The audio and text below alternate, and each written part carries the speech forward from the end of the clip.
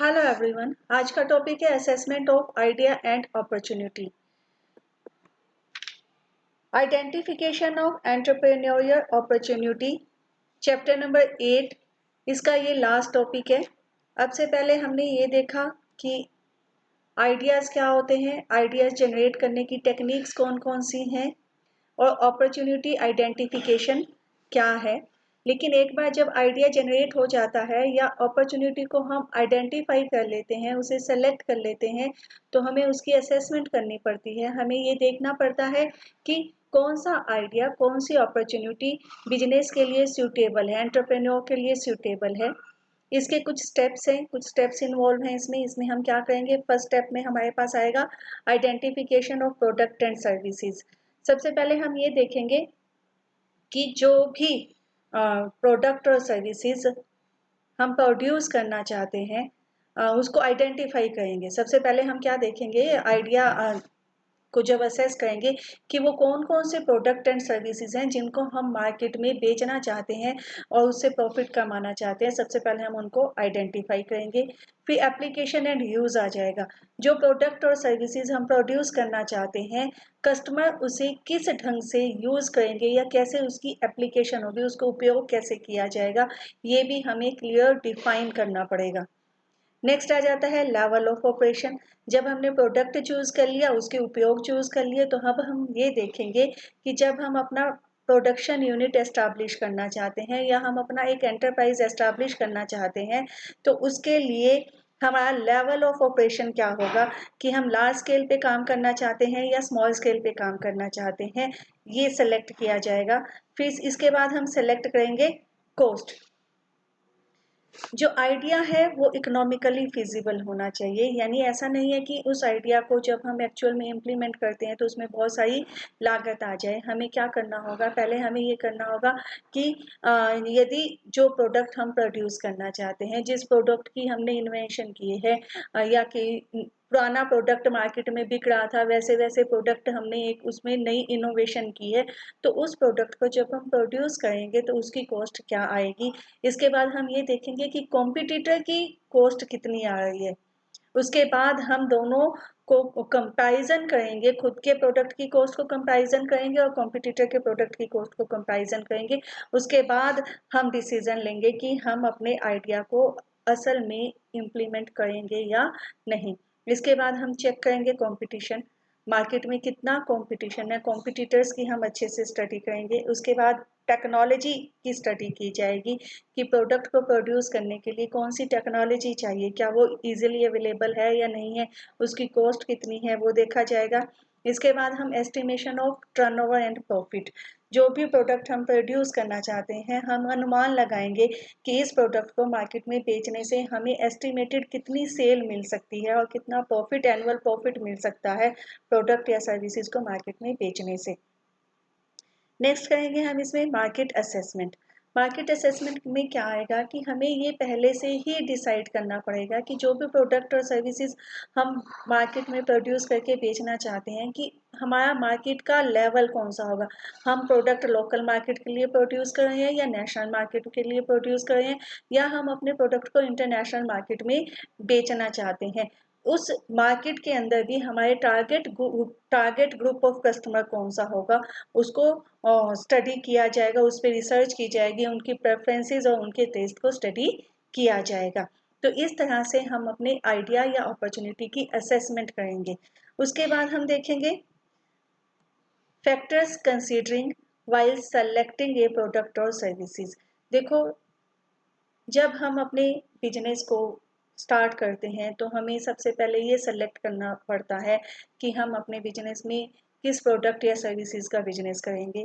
यदि हम production unit लगाना चाहते हैं तो हम कौन सा प्रोडक्ट प्रोड्यूस करेंगे या कौन सी सर्विसेज रेंडर करेंगे कस्टमर को। तो कुछ फैक्टर्स को हमें ध्यान में रखना पड़ेगा अपने प्रोडक्ट और सर्विस को चूज करते समय। वो फैक्टर्स हैं practicality. Practicality, an entrepreneur must consider the utility of the product in practical life before introducing it in the market. Market में अपना प्रोडक्ट लॉन्च करने से पहले हमें देखना पड़ेगा कि हमारा जो प्रोडक्ट है वो प्रैक्टिकल लाइफ में किस हद तक कामयाब है। प्रैक्टिकली वो उसकी जब स्टडी हो जाएगी, प्रैक्टिकली हम अपने प्रोडक्ट को यूज़ करके देख लेंगे, उसके बाद ही हम उसको मार्केट में लॉन्च करेंगे। उसके बाद आ जाता है सेकंड, कॉस्ट। जब हम किसी भी प्रोडक्ट को प्रोड्यूस करने का डिसीजन लेते हैं तो उसमें कॉस्ट ऑफ प्रोडक्शन एक बहुत इम्पोर्टेंट रोल प्ले करती है। कॉस्ट बहुत इम्पोर्टेंट फैक्टर है क्योंकि ये डिमांड को भी प्रभावित करती है और कंपटीशन को भी प्रभावित करती है। कॉस्ट ज़्यादा होगी तो हमारे प्रोडक्ट का प्राइस ज़्यादा होगा, जिसकी वजह से डिमांड कम हो जाएगी और वो कॉम्पिटिटर को फेस नहीं कर पाएगी। तो कॉस्ट को बहुत ध्यान से स्टडी करना चाहिए। इसके बाद हम मार्केट की स्टडी करेंगे। मार्केट से मतलब क्या है? ग्रुप ऑफ बायर्स यानी जो परचेजर हैं उनके समूह को हम मार्केट कहते हैं। प्रोडक्ट की मार्केट रीजनल भी हो सकती है यानी क्षेत्रीय भी हो सकती है, राष्ट्रीय भी हो सकती है और अंतर्राष्ट्रीय भी हो सकती है। मार्केट मेन डिटर्मिनेंट है किसी प्रोडक्ट की डिमांड के लिए। इसके अलावा मार्केट ही है जहाँ पे हमें कंपटीशन भी फेस करना पड़ेगा। तो यदि हम बिल्कुल वैसा प्रोडक्ट लॉन्च कर रहे हैं मार्केट में जो हमारे कंपटीटर के पास भी है, तो हमें मार्केट को और ज़्यादा अच्छे से स्टडी करना पड़ेगा, क्योंकि हमें ये देखना होगा कि यदि हमारे कंपटीटर सेम तरह का प्रोडक्ट मार्केट में पहले से ही बेच रहे हैं तो कस्टमर हमारे प्रोडक्ट को क्यों परचेज करेंगे। ठीक है, नेक्स्ट आ जाएगा स्कोप। स्कोप में आ जाएगा एरिया ऑफ ऑपरेशन। जो एंटरप्रेन्योर है वो किस एरिया ऑफ ऑपरेशन पे काम करना चाहता है, वो लोकल लेवल पे, रीजनल लेवल पे, नेशनल लेवल पे या इंटरनेशनल लेवल पे अपने बिजनेस को ऑपरेट करना चाहता है। उसका एरिया ऑफ ऑपरेशन हम स्टडी करेंगे। कंपटीशन को स्टडी करेंगे। कंपटीशन भी अफेक्ट करता है जब हम किसी प्रोडक्ट की सिलेक्शन करते हैं, क्योंकि इन दिनों आज के वातावरण में एक एंटरप्रेन्योर को सभी एंगल्स पे कंपटीशन फेस करना पड़ता है। हम आज के टाइम में हम कंपटीशन में तभी सक्सेसफुल हो सकते हैं जब हमारा प्रोडक्ट बहुत कॉम्पिटिटिव होगा और उसकी कॉस्ट कम होगी। नेक्स्ट, जब हम प्रोडक्ट को चूज़ करते हैं तो हमें अवेलेबिलिटी ऑफ रॉ मटेरियल को भी स्टडी करना पड़ेगा, क्योंकि रॉ मटेरियल एक इम्पोर्टेंट इनपुट है। जब भी किसी प्रोडक्ट को प्रोड्यूस किया जाता है तो उसमें रॉ मटेरियल बहुत इम्पोर्टेंट है। रॉ मटेरियल एडिक्वेट और अवेलेबल होना चाहिए, उसकी कंटिन्यूस सप्लाई मिलनी चाहिए, तभी हम प्रोडक्ट को मार्केट में लॉन्च कर पाएंगे। Possibility of risk. Possibility of risk में क्या आ जाएगा कि देखो, एक minute,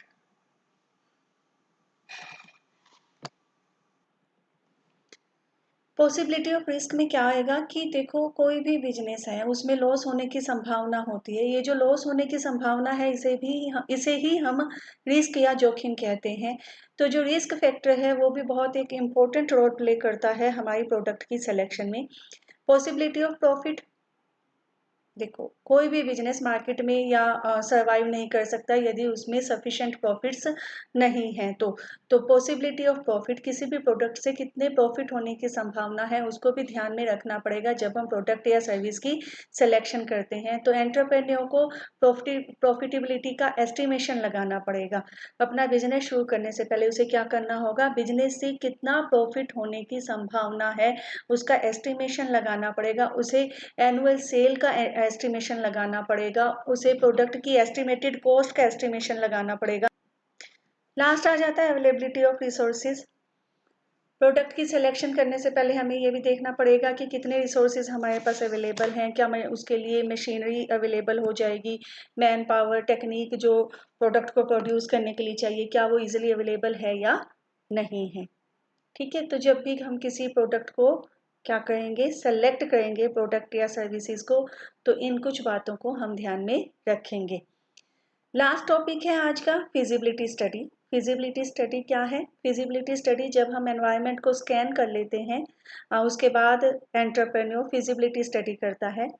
feasibility study determines the possibility of success of an idea. Feasibility study से हमें ये पता लगता है कि हमारे माइंड में जो आइडिया है जिसे हम एक इकोनॉमिक एक्टिविटी में कन्वर्ट करना चाहते हैं या एक बिजनेस में कन्वर्ट करना चाहते हैं, उसकी सक्सेस होने की यानी उसके कामयाब होने की संभावना कितनी है, ये हमें फिजिबिलिटी स्टडी से पता लगेगा। Environment environmental scanning provides an idea about the environment, internal or external factor that might affect the viability of the business. Environment scanning से हमें ये पता लगता है कि जो एनवायरनमेंट के फैक्टर्स हैं, एनवायरनमेंट के फैक्टर्स हमने पढ़े हुए हैं। एनवायरनमेंट के दो फैक्टर्स होते हैं, इंटरनल फैक्टर और एक्सटर्नल फैक्टर। नेक्स्ट लेक्चर में हम यही अच्छे से डिस्कस करेंगे।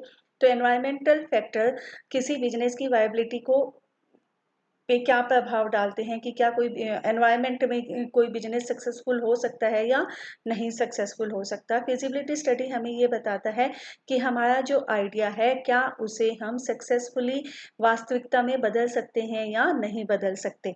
The environmental scanning form the basis on which the feasibility study is conducted. जो एनवायरमेंट स्कैनिंग है वो एक बेस प्रोवाइड करता है जहाँ पे हम फिजिबिलिटी स्टडी कर सकते हैं। Feasibility study is detail study and under this study different problems that might arise in implementing an idea are ascertained and solution of those are found।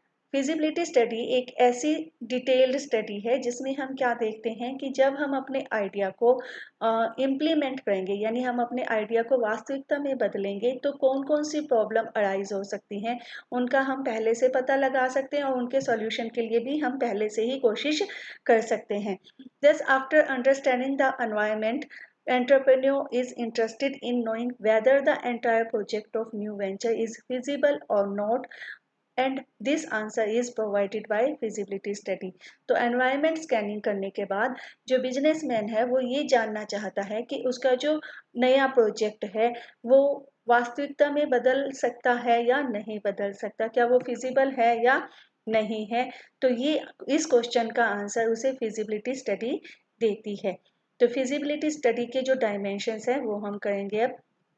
जब हम फिजिबिलिटी स्टडी करते हैं तो हम अलग अलग संभावनाएं देखते हैं कि क्या मार्केट के हिसाब से हमारा प्रोडक्ट वास्तविकता में कन्वर्ट हो सकता है। उसकी टेक्निकल फिजिबिलिटी करते हैं हम, उसकी ऑर्गेनाइजेशनल फिजिबिलिटी स्टडी करते हैं और उसकी फाइनेंशियल फिजिबिलिटी स्टडी करते हैं। तो जब हम मार्केटिंग फिजिबिलिटी स्टडी करेंगे तो हम क्या करेंगे, देखो मार्केटिंग जो है किसी भी बिजनेस में सबसे इम्पोर्टेंट रोल प्ले करती है, क्योंकि बिना मार्केट के आप अपने प्रोडक्ट या सर्विस को बेच नहीं सकते, क्योंकि मार्केट का मतलब ही क्या है, group of buyers. Marketing research जो है, जब हम मार्केटिंग की रिसर्च करते हैं तो हमें अपने बहुत सारे मार्केटिंग डिसीजन लेने में भी हेल्प मिलती है। तो जब हम मार्केटिंग का एनालिसिस करेंगे, मार्केट की फिजिबिलिटी स्टडी करेंगे, तो हम मार्केट से संबंधित जितने भी पहलू हैं उन सबको स्टडी करेंगे। जैसे साइज ऑफ मार्केट को देखेंगे, प्रेजेंट मार्केट पोजीशन और शेयर, मार्केट की पोटेंशियल के बारे में देखेंगे, हमारी जो टारगेट मार्केट है उसमें डिमांड का पैटर्न क्या है, कस्टमर की जो प्रेफरेंसेस हैं यानी उपभोक्ता की जो प्राथमिकताएं हैं उनका ट्रेंड क्या है, सेल फिजिबिलिटी यानी विक्रय की संभावना कितनी है, क्या जिस मार्केट में हम एंटर कर रहे हैं उसमें कोई बैरियर्स भी हैं एंट्री के ऊपर, लोगों का उपभोग करने का पैटर्न कैसा है, मार्केट में कंपटीशन कैसा है, कस्टमर की पसंद नापसंद कैसी है।